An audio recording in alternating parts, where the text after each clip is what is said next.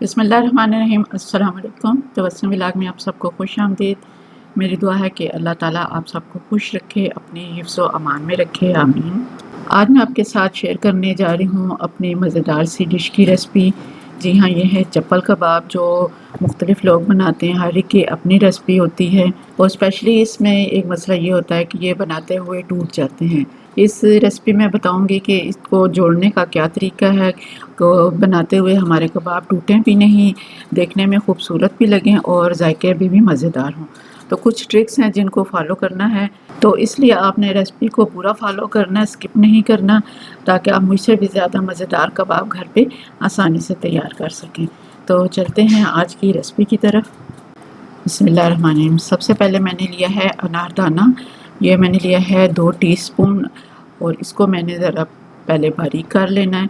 अगर आपके पास पिसा हुआ है, बारीक है, तो आपको ये अमल करने की ज़रूरत नहीं है। तो इसको आपने थोड़ा सा नमक डाल के, तो इस तरह लंगड़ी में डाल के क्रश कर लेना, ताकि बारीक हो जाए। अगर मोटा दाना होगा तो वो आपको खाने में इतना अच्छा नहीं लगेगा। तो मैं तो इसको इसी तरह क्रश करके डालती हूँ। अगर आप साबुत दाना डालना चाहते हैं तो वो भी इस्तेमाल कर सकते हैं। इसके बाद मैंने डाला है 1.5 टेबल स्पून साबुत धनिया। तो इसको हमने कूटना नहीं है, बारीक नहीं पीस करना, हल्का हल्का हमने इसको क्रश करना है, ताकि इसके जो बीज है वो खुल जाए, 2 पीसीज हो जाए। धनिया को हमने इस तरह दरदरा सा रखना है, जैसे कि आप देख रही हैं। इससे ज़्यादा हमने इसको बारीक नहीं करना। पहले हम इसको साइड पे कर देते हैं। और यहाँ पे मेरे पास है कीमा, ये तकरीबन 650 ग्राम है, आधा किलो से ज़्यादा है और 3 पाव से कम है। इसको मैंने 2 से 3 दफ़ा मशीन से निकलवाया है। और इसके अंदर स्पेशली आपने जो गुड फैट होती है, जो मेल्ट हो जाने वाली चर्बी होती है, उसको ज़रूर शामिल करना है।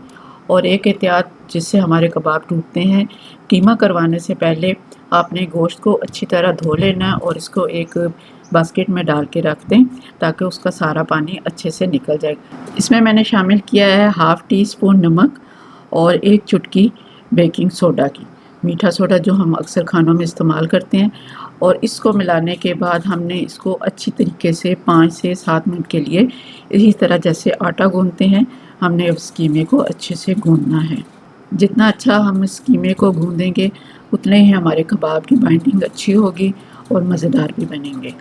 तकरीबन तकरीबन 5 मिनट हो गए मुझे कीमे को गूंथते हुए। और अब मैं इसमें शामिल करूँगी 2 टीस्पून मकई का आटा।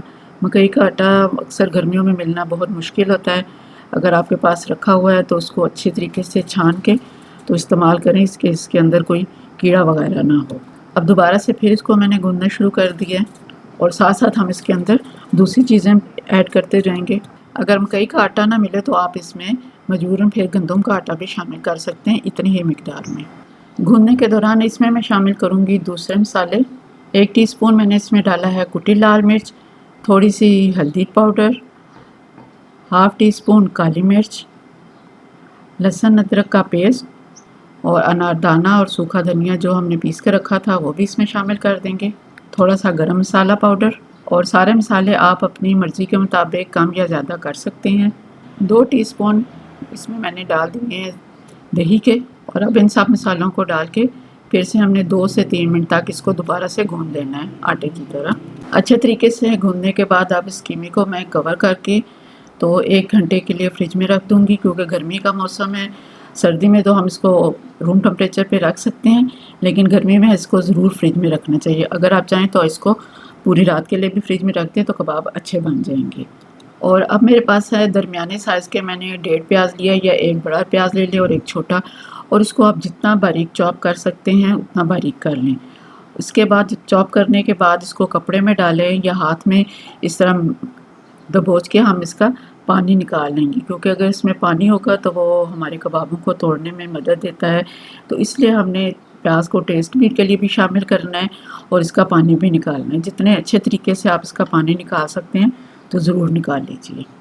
इसके बाद मैंने इसमें शामिल किए हैं हरी मिर्च, वो आप अपनी मर्ज़ी के मुताबिक, या अगर आप नहीं डालना चाहते तो स्किप भी कर सकते हैं। मिर्च को भी आपने जितना बारीक काट सकते हैं हरी मिर्च को उतना बारीक काटें।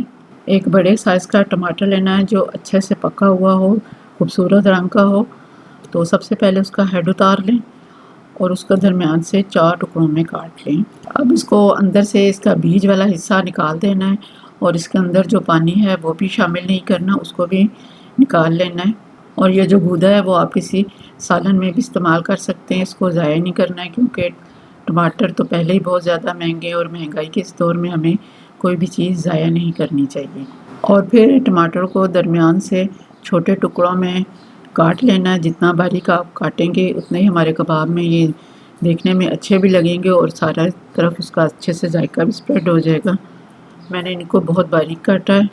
एक अंडा लेना है और उसको अच्छी तरीके से फेंट लेना है और फेंटने के बाद आधा अंडा हमने कीमे में शामिल कर देना है और साथ ही बारीक कटे हुए जो टमाटर हमने रखे थे वो शामिल कर देने हैं। प्याज को भी हमने पहले से काट के और उसका पानी निकाल दिया है।